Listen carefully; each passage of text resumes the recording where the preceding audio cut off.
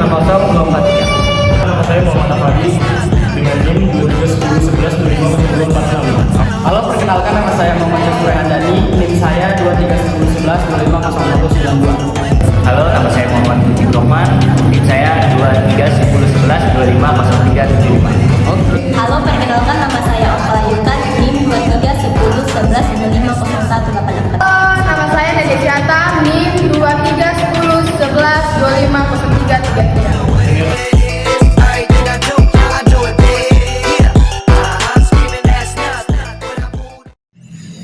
Halo, Assalamualaikum warahmatullahi wabarakatuh. Saya Dimas Pancanugroho dari kelompok 2 ingin menjelaskan apa sih itu diagram. Seperti yang tertulis, diagram adalah representasi simbolis informasi dalam bentuk gambar, sketsa, rencana, atau bagan yang dibuat untuk membuat sesuatu lebih mudah dipahami. Dengan memanfaatkan elemen-elemen seperti garis, simbol, gambar, dan teks, diagram mampu membantu audiens memahami informasi yang kompleks dengan lebih mudah. Beberapa jenis diagram yang sering digunakan meliputi diagram alur untuk menjelaskan proses atau langkah-langkah. Diagram dapat berupa visualisasi 2 dimensi atau 3 dimensi yang diproyeksikan ke permukaan 2 dimensi. Dengan penggunaan diagram sangat efektif dalam mempresentasi karena dapat menyajikan informasi secara visual, menarik, dan mudah dipahami. Berikutnya ada fungsi-fungsi diagram yang akan dijelaskan oleh teman saya. Selanjutnya kita masuk ke dalam fungsi diagram. Diagram memiliki fungsi untuk memvisualisasikan informasi atau data agar menjadi lebih mudah dipahami dan diingat.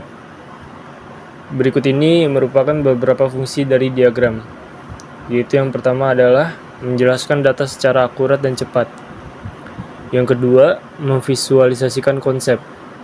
Yang ketiga, membuat data lebih mudah diingat. Yang keempat, menarik perhatian. Yang kelima, menunjukkan bagian dari keseluruhan. Yang keenam, menunjukkan langkah-langkah dari suatu proses. Dan yang ketujuh adalah mengilustrasikan hubungan hierarki, siklus, atau alur kerja. Ya baik, di sini saya akan menjelaskan tentang jenis-jenis diagram.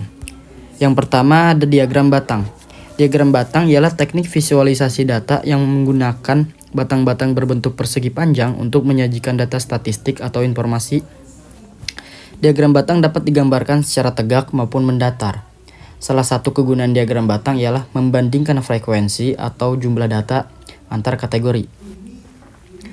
Nah, berikut langkah-langkah membuat diagram batang menggunakan Microsoft Excel. Yang pertama, sorot range data yang ingin divisualisasikan. Yang kedua, klik insert, lalu insert column pada ribbon insert. Yang ketiga, pilih jenis diagram batang, 2D, 3D, atau silinder. Yang keempat, atur tata letak diagram sesuai kebutuhan yang diinginkan. Yang kelima, gunakan fitur select data untuk memilih atau memperbaiki data. Selanjutnya ada diagram bar. Diagram bar ialah diagram batang dengan posisi horizontal. Diagram bar juga merupakan grafik yang digunakan untuk membandingkan nilai-nilai numerik atau data kategoris melalui batang-batang yang panjangnya proporsional dengan nilai yang diwakilinya. Salah satu fungsi diagram bar ialah dapat membandingkan data, mempermudah perbandingan antar kategori secara visual. Berikut langkah-langkah membuat diagram bar menggunakan Microsoft Excel. Yang pertama, sorot data yang ingin divisualisasikan. Yang kedua, klik insert, lalu insert bar pada ribbon insert. Yang ketiga, pilih jenis bar yang diinginkan. Lalu yang keempat, atur tata letak diagram sesuai kebutuhan. Yang kelima, gunakan fitur select data untuk memilih atau memperbaiki data. Lalu klik kanan diagram dan select data. Dan yang keenam, ubah judul diagram dengan mengklik 2 kali pada judul. Ya, sekian penjelasan diagram bar dan batang dari saya. Selanjutnya akan dijelaskan oleh teman saya. Sekian, terima kasih.